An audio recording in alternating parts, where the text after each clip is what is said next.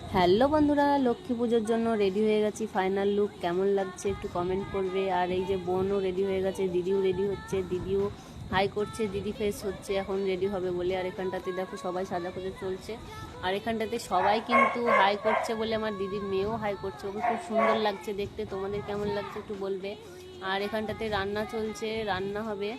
আর উপরেই খাওয়া দাওয়ার ব্যবস্থা করা হয়েছে। আর দেখো এখানটাতে পুজো চলছে, তোমাদেরকে বলেছিলাম যে আমার পুরো ভিডিও দেখতে থাকো, একে একে সব ভিডিওই দিব। আর এটা দাদার মেয়েও মানে হাই করলো।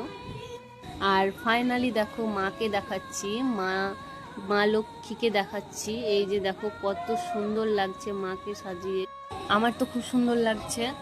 দেখো তো এখন কিন্তু যজ্ঞর জন্য সব সাজানো হচ্ছে, ঠাকুরমশাই কিন্তু ওখানে বসে রয়েছে। আর ওই দিকে কিন্তু ঢাক বাজাচ্ছে, মামা কিন্তু ঢাক বাজাচ্ছে। আর পুরো ভিডিওটা স্কিপ করবে না, দেখতে থাকবে, সাপোর্ট করবে। আমি কিন্তু তোমাদেরকে সব কিছুই দেখাবো আস্তে আস্তে, একসাথে সব ছাড়া অসম্ভব, তাই তোমাদেরকে আস্তে আস্তে সব দেখাবো। এই যে আবার আমি ওপরে চলে যাচ্ছি।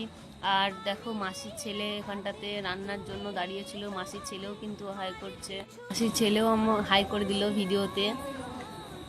পুরো ভিডিওটা দেখে একটু কমেন্ট করবে কেমন হয়েছে। সাজিয়ে গুছিয়ে কিছুই করতে পারলাম না, তাও করে দিলাম।